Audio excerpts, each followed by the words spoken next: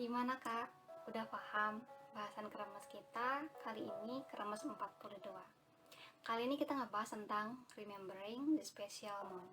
Walaupun kita hari ini ada di bulan Sya'ban, bukan berarti kita nggak bisa flashback untuk bahas Rajab. Karena Rajab ini bulan yang memang penuh dengan amalan-amalan spesial gitu ya. Bulan yang memang di dalamnya banyak banget keistimewaan, termasuk banyak banget peristiwa-peristiwa besar. Karena tadi ya, Rajab adalah bulan yang spesial. Bahkan dulu, sekalipun Arab jahiliyah itu belum mengenal Islam dan Islam belum hadir di tengah-tengah mereka itu sangat menjaga kesucian bulan haram, gitu ya, termasuk bulan Rajab. Sehingga mereka itu anti banget yang namanya peperangan, anti banget yang namanya dengki, gitu ya, saling dengki, saling iri, gitu ya, saling menggibah, gitu. Itu sangat dilarang gitu ketika masa itu. Bahkan itu salah satu upaya mereka untuk menjaga kesucian bulan-bulan haram, termasuk Rajab di dalamnya. Dan kita coba sedikit flashback gitu ya, dari apa-apa yang disampaikan sama teteh-teteh tadi untuk kita ambil gitu ya pelajarannya. Tadi Kak Maya sempat ngebahas tentang Isra Mi'raj. Sebenarnya Isra Mi'raj itu satu hal yang nggak terlalu asing untuk didengar di kita ya, karena dari zaman kita SD kayaknya, atau mungkin sebelum SD lah ya, sampai kita hari ini kita udah sering banget, udah terbiasa banget kenal ya Isra Mi'raj itu ada di tengah-tengah kaum muslimin itu, dan itu hadir di bulan Rajab. Dan dalam Isra Mi'raj gitu ya, ini adalah satu agenda yang Allah siapkan untuk Rasulullah gitu ya. Salah satunya juga untuk menguji keimanan para sahabat dan kaum muslimin, untuk melihat sejauh mana iman mereka kepada Allah dan Rasul, seberapa besar keyakinan mereka dengan apa-apa yang Rasulullah bawa dan apa-apa yang Rasulullah sampaikan saat itu Isra Mi'raj ya, salah satu agenda yang memang hadir di bulan Rajab. Oke. Nah, berikutnya kakak ingat gak, dalam Isra Mi'raj itu ada momen dimana Allah itu memerintahkan Rasulullah untuk memerintahkan kaum muslimin melaksanakan sholat 5 waktu atau 17 rakaat untuk hari ini. Maka saat Rasulullah itu sudah beres Isra Mi'raj, Rasulullah menyampaikan kepada para sahabat gitu ya, dan kaum muslimin saat itu, dan mereka semua melakukan sholat. Tapi saat itu kiblat kita itu masih di Masjidil Aqsa gitu ya, di Baitul Maqdis umumnya. Sampai suatu ketika Allah perintahkan gitu ya kepada Rasulullah untuk mengubah arah kiblat yang tadinya di Baitul Maqdis menuju Ka'bah, dan itu momennya di bulan Rajab. Allah perintahkan itu di bulan Rajab. Itu dua agenda. Terus juga ada satu momen di mana Rasulullah itu pernah memerintahkan para sahabatnya untuk melakukan hijrah. Hijrah kemana? Ke Habasyah. Ingat gak ketemu siapa? Ketemu Raja Najasyi. Yang saat itu kaum muslimin itu meminta perlindungan gitu ya kepada Raja Najasyi. Dan itu momennya terjadi di bulan Rajab. Ada lagi nggak? Ada. Ketika Rasulullah itu akan melakukan hijrah ke Madinah, maka Rasulullah sebelumnya kan bertemu dengan ahlu nusrah atau para penolong agamanya Allah. Mereka itu dari kalangan Ansor hari ini gitu ya. Mereka ada Aus, ada Khazraj gitu. Jadi mereka ini dulu itu sering banget gitu ya berperang gitu ya, berseteru, sampai akhirnya Allah gitu ya membuka hati mereka, menguatkan mereka dengan tali Islam gitu, dan mereka mau tunduk gitu ya di bawah kepemimpinan Rasulullah saat itu. Dan Rasulullah gitu ya ketika akan melakukan hijrah ke Madinah, sebelumnya Rasulullah bertemu dengan ahli nusrah juga gitu ya. Tadi bertemunya di Mekah yang jaraknya kurang lebih 410 km ya dari dari Madinah ke Mekah. Dan saat itu nama Madinah itu belum dikenal gitu ya. Dulu Madinah dikenal dengan nama Yasrib. Nah, itu terjadi juga di bulan Rajab.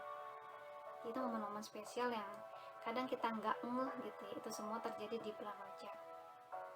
Nah, inilah yang penggambaran bagaimana Allah sangat menjaga gitu ya, sangat memuliakan bulan-bulan haram di dalamnya.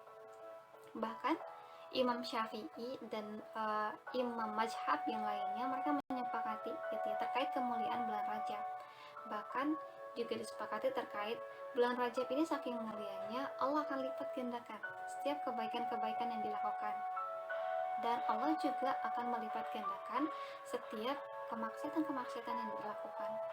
Makanya tadi tuh mereka tuh kan anti banget yang namanya perang, ya kan, dengki-dengkian, iri-irian, itu anti banget karena mereka tahu gitu ya, nanti akan ada ganjaran, akan ada malapetaka bagi mereka. Nah itu momen spesial di Rajab. Terus tadi TIH juga sempat ngebahas tentang pembebasan Baitul Maqdis. Jadi Baitul Maqdis ini jadi satu puncak gitu ya, kejayaan kaum muslimin saat itu. Penaklukannya dipimpin oleh seorang anak muda ya bernama Salahuddin Al-Ayyubi yang tentunya imannya juga luar biasa. Bahkan untuk bisa menaklukkan Baitul Maqdis kembali gitu ya, membawa kembali Baitul Maqdis, dia butuh waktu 20 tahun mempersiapkan pasukannya gitu ya untuk membawa kembali Baitul Maqdis dari tangan tentara Kristen saat itu. Dan itu momennya di bulan Rajab. Kok muslimnya perang? Enggak, itu bukan perang gitu. Itu cara kaum muslimin untuk menjaga kehormatan dan menjaga kemuliaannya. Karena tadi kaum muslimin paham ketika mereka ingin melakukan kebaikan dan kebaikan itu dilakukan di bulan Rajab, di bulan-bulan haram, maka Allah akan melipat gandakan kebaikan-kebaikan mereka, amalan-amalan baik mereka. Sehingga kita bisa lihat bahwa mereka adalah orang-orang yang fastabiqus khairat, orang-orang yang hidupnya senantiasa berlomba-lomba dalam kebaikan. Dan semoga kita bisa sama kayak mereka. Amin.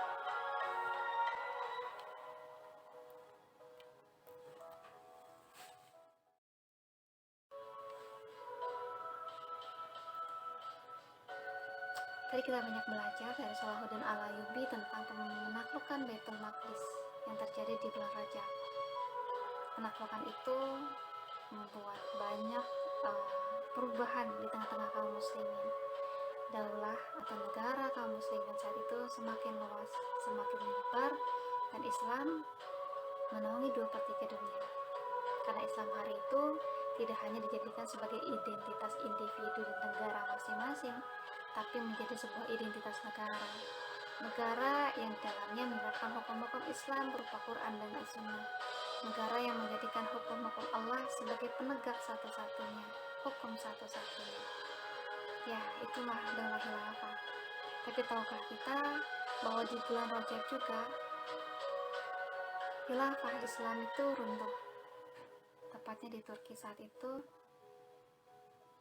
Ya, sebagaimana pemaparan Teh tadi, bahwa runtuhnya khilafah itu terjadi di bulan Rajab. Dan kita tahu bahwa dulu kaum muslimin menaungi 2/3 dunia, atau setara dengan 20 juta kilometer persegi. Mungkin 2 kali lipat dari Amerika hari ini, atau 10 kali lipat dari Indonesia. Dulu kita jadi raksasa yang kuat, yang disegani oleh negara-negara barat, Persia, Romawi. Tapi hari ini raksasanya sedang tertidur. Raksasa besar itu disuntik dan dibius. Agak lama untuk bangun. Kamu ngeh gak? Apa sih yang terjadi ketika khilafah itu runtuh? Kamu ngeh Palestina? Palestina, saudara-saudara kita, muslimah, anak-anak, seluruhnya, mereka sampai hari ini masih diperangi, dijajah, dibantai, dihabisi. Di Bosnia pun sama, kaum muslimin diperangi, dianiaya. Kashmir, Irak, Afghanistan, Patani, Moro, Uighur, Rohingya, Chechnya, mereka semua saudara-saudara kita di luar sana. Dulu kaum muslimin hidup dalam keadaan adil, sejahtera, terjaga kehormatannya, terjaga darahnya. Tapi hari ini ketika khilafah runtuh, semua berakhir. Bukan di negeri ini ketika kita tidak dijajah dengan fisik, tapi lihatlah moral negeri ini. Kriminal yang terjadi, kejahatan yang merebak, semua terjadi karena tidak adanya khilafah, tidak adanya negara yang mau menerapkan hukum-hukum Islam kembali. Mungkin tepatnya belum. Karena setiap masalah yang terjadi hari ini, setiap kasus yang muncul tidak akan pernah terselesaikan selain kita kembali kepada hukum-hukum yang Allah minta, Quran dan Sunnah, dan semua itu diterapkan dalam sebuah negara khilafah yang bisa menyelamatkan kita semua.